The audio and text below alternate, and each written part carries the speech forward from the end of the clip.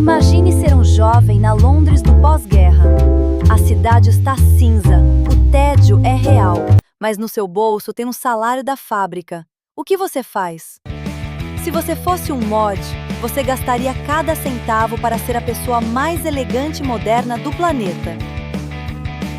E não é só sobre roupa, é sobre identidade. Você já se perguntou por que a estética londrina dos anos 60 ainda parece tão moderna hoje? Esqueça os hippies por um segundo. Hoje vamos falar dos mods, a subcultura que transformou as ruas de Londres em uma passarela de alta velocidade. With digital grace, blonde and bright, AI gonna fit down a captivating sight. Tudo começou no final dos anos 50. Enquanto o mundo olhava para o rock clássico do Elvis, esses jovens de classe trabalhadora queriam algo mais limpo. Eles se auto-intitulavam Modernists, porque ouviam o Modern Jazz. Era uma fuga da realidade.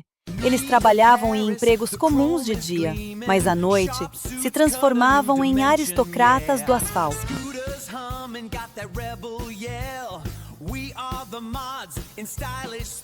O termo Swing in London define o fenômeno cultural vibrante que tomou conta de Londres na metade da década de 1960. Foi um período em que a capital britânica se tornou o epicentro mundial da moda, da música, da arte e da revolução social. Carnaby Street, the heart of it all. This is swinging London, darling. The boutiques are calling. Carnaby Street era o destino obrigatório para compras e para ver e ser visto. Off to Granny's, love. You know it. Kings Road, here I come. See you later, everyone. Kings Road, em Chelsea, era onde a vanguarda e a elite cultural se misturavam. Granny's, ou Granny Takes a Trip, foi a primeira boutique psicodélica de Londres, aberta em 1966, no número 488 da Kings Road. Diferente das alfaiatarias tradicionais, a Granny's misturava o vitoriano antigo com cores berrantes, tecidos de veludo e estampas florais. Vendiam o que havia de mais moderno, andrógeno e radical na moda. Bandas como os Beatles, Rolling Stones e Pink Floyd eram clientes frequentes. Se os anos 50 foram cinzentos e marcados pela recuperação do pós-guerra, os anos 60 em Londres foram uma explosão de cores e otimismo juvenil. Pela primeira vez, a juventude ditava a tendência. No começo, os mods ouviam o modern jazz em clubes de porão em Soho, Londres. Bandas de jazz bebop e cool jazz eram o padrão. O ambiente era esfumaçado, intelectual e focado no estilo. À medida que a subcultura cresceu, o foco mudou para o rhythm e blues, e posteriormente para o soul da Motown e da Stax, em clubes icônicos como o The Scene e o The Flamingo. E aqui entra a revolução do DJ. Os mods eram obcecados por discos raros de 45 RPM importados dos Estados Unidos. Embora houvesse bandas britânicas tocando covers, como a George Fame, o status vinha de ouvir o som original que o DJ tocava. Foi o nascimento da cultura de pista de dança que priorizava o disco sobre a performance ao vivo. O ponto central da experiência mod eram as festas que duravam a noite toda. Como os clubes de jazz e soul não podiam servir álcool após certo horário, os mods focavam no café e em anfetaminas para dançar até o amanhecer. Nos anos 50 e início dos 60, o Coffee Bar, com as famosas máquinas de espresso italianas Gaggia, era o quartel-general. Era lá que eles exibiam as roupas e as lambretas. Eventualmente, surgiram bandas inglesas que sintetizaram essas influências. O rhythm and blues, o soul e a energia britânica, criando o que chamamos de freak beat ou power pop. E aí o ponto de encontro migrou do café de rua para o clube noturno e para as discotecas. Beber café continuou sendo essencial, mas agora como um suporte técnico para as famosas festas que duravam a noite toda. A obsessão pelo café era um símbolo de modernidade. Para um jovem inglês de 1960, beber um expresso em uma máquina italiana era um ato de rebeldia contra o tradicional chá britânico dos pais. Se você gosta de The Who, The Kinks e Small Faces, você está ouvindo o DNA do mod. Eles criaram a ideia de que a banda deve ser tão estilosa quanto o público.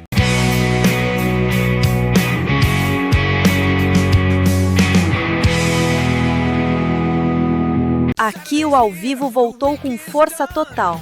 As apresentações eram explosivas, barulhentas e visualmente impactantes, como Pete Townshend, do The Who, quebrando guitarras. Get your shoes on the floor now, feel the rhythm in your soul. This London town is jumping to the sound of the rock and roll. Para um mod, a aparência era tudo. A moda não era um hobby, era uma religião. O corte do terno precisava ser impecável. Lapelas estreitas, 3 botões e fendas laterais. E por que as vespas e lambretas? Carros eram caros, mas a scooter era acessível e limpa. O óleo não sujava o terno. E aqui vai o truque de mestre: a parca M51. Eles usavam esses casacos militares largos por cima dos ternos caros para protegê-los da lama e da chuva enquanto cruzavam Londres. Virou o uniforme oficial da rebeldia elegante. A obsessão pelos dezenas de espelhos e faróis extras, chegando a ter 10, 20 ou mais em uma única moto, tinha motivos que iam do prático ao puramente rebelde. Na época, a lei britânica começou a exigir que todas as motocicletas tivessem ao menos um espelho retrovisor por questões de segurança. Em um ato clássico de sarcasmo juvenil, os mods decidiram levar a lei ao absurdo. Se o governo queria um espelho, eles colocariam 30. Era uma forma de dizer: estamos seguindo a regra, mas do nosso jeito. Ter múltiplos espelhos permitia que o mod verificasse se seu topete estava no lugar, se a gravata estava reta ou se o terno de seda não tinha amassado durante o trajeto, tudo isso enquanto pilotava. À noite, sob as luzes dos clubes de Londres ou nos litorais de Brighton, os espelhos refletiam as luzes da cidade e os faróis dos carros, criando um efeito cintilante que fazia a moto parecer um objeto de arte cinética. E as mulheres? Elas quebraram barreiras, abandonaram os vestidos rodados das mães pelos cortes retos. A mini-saia, popularizada por Mary Quant, virou símbolo de liberdade. E então veio Twig. Magra, geométrica, futurista. Ela não apenas inspirou outras garotas, ela redefiniu o padrão de beleza da juventude dos anos 60, tornando-se o rosto definitivo do movimento mod londrino. Antes da Twig, o ideal de beleza era mais curvilíneo, como Marilyn Monroe. Twig introduziu a estética andrógena.